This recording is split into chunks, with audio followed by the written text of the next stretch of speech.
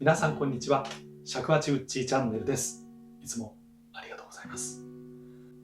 今回は視聴者様からのリクエストで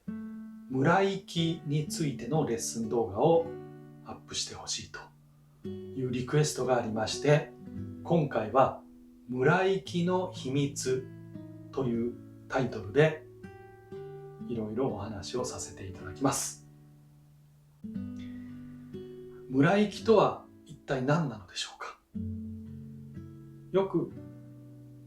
いろんなテキストを読むと、口の中を狭くして息が乱れた状態にして、口の中で息を乱して雑音を作る、いわゆる雑音とはムラのことですね。口腔内、口の中の共鳴作用をなくす、いろいろな表現で書かれています。村行きと似た用語で風行きというのがあります。風行きというのは、息が音になる前の風の音、スースー、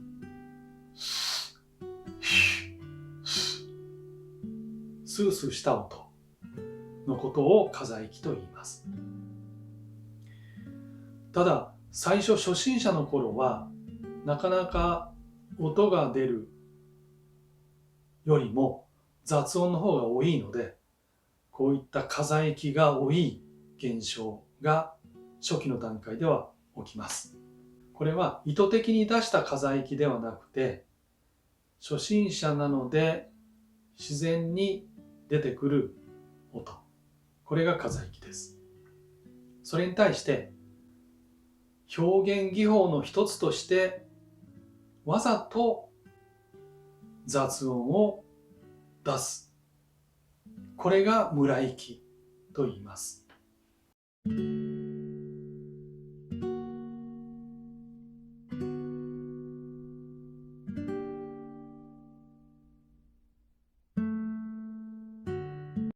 村行きのポイントとして4つあります。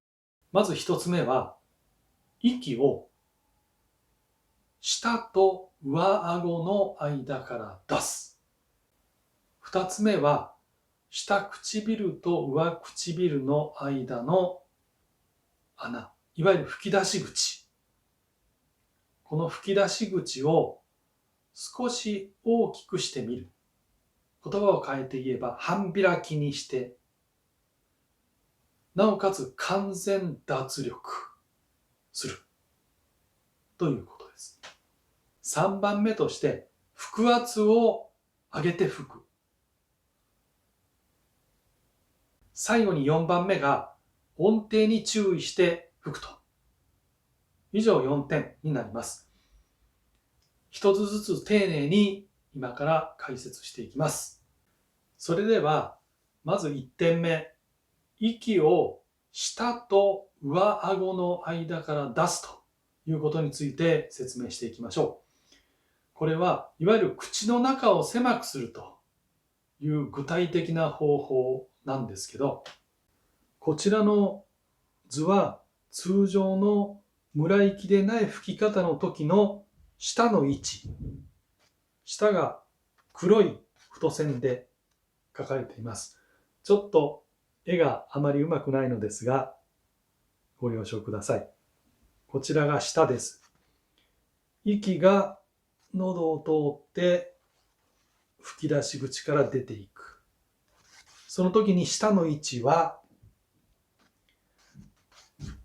下顎にぴったりくっつけて、口腔内が非常に広い状態で吹くと。これが通常の吹き方になります。そうすることによって、この口腔内を広げることによって、共鳴した息が吹き出し口から出てきて、透き通った音が出るということになります。それに対して、今回村行きは、舌の位置を通常は下顎につけてたのを上顎に限りなく近づけて、そして息をここの下と上顎の間から出すイメージで吹いていくということです。この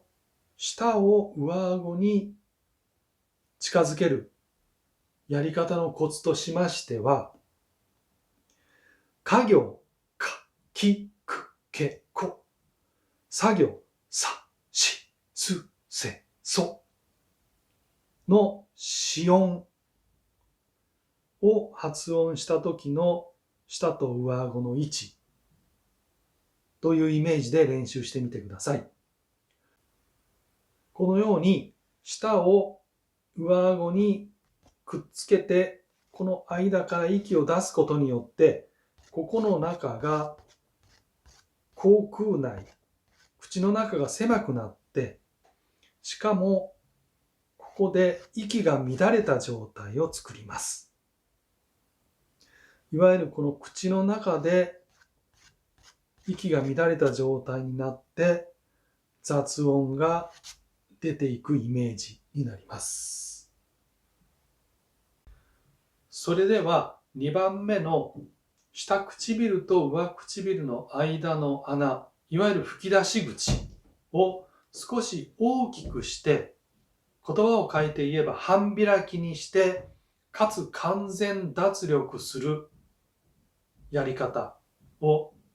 解説します。通常の吹き出し口の口の開き方は、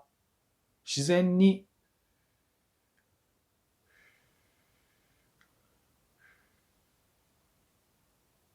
こういう形になりますが、村息を吹くときの唇は、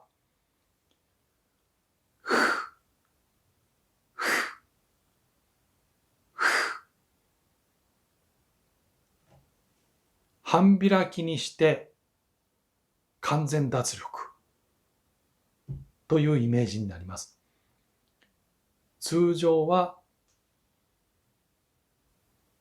村息は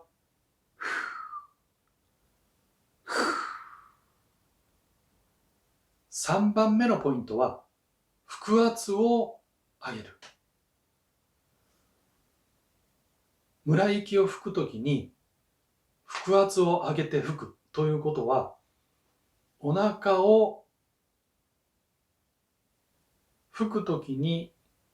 へこませて吹くんじゃなくて、膨らませて吹きます。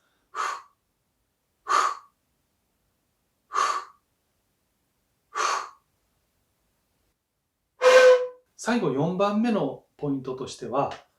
音程に注意ということで、吹き出し口、唇が半開きで完全脱力している状態で吹くので、腹圧の風圧で唇が前方方向に押し出されて、そのことで尺八の音が出る秘密でもご紹介させてもらったんですが、こちらの音が出る小さな三日月状の隙間が腹圧で狭くなります。狭くなるとメリオンの秘密のところでもご紹介させてもらったんですが、穴が狭くなると音程が下がります。したがって音程が下がったのを上げる意味で仮吹きして吹くと音程が調整できます。通常の状態で村息を出すと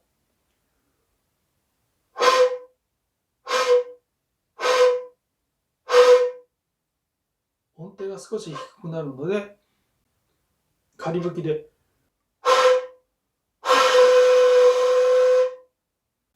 それではロツレチハ音階で最初は普通に吹いて、次に村息で吹いて練習していきます。ロの音、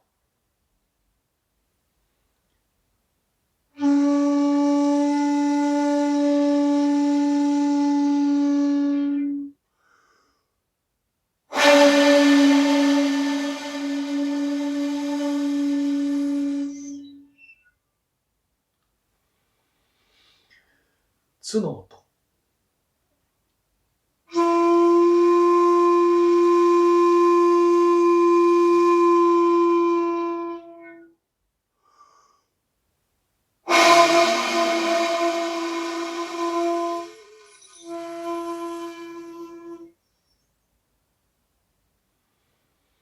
レの音。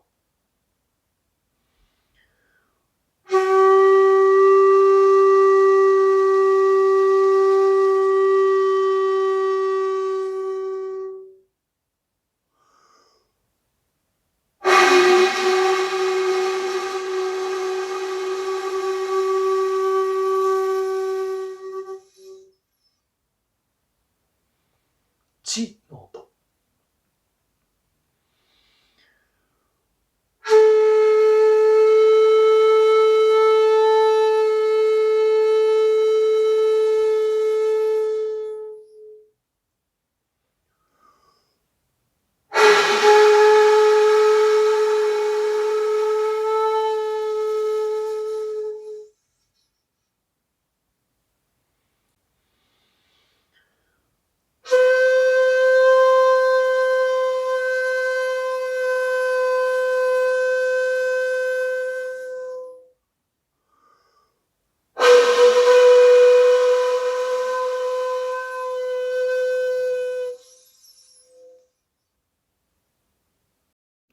それでは最後にレッスン298でも取り組んだ北の宿からのサビの箇所を、こちらの後半を村息を使って実際に吹いてみます。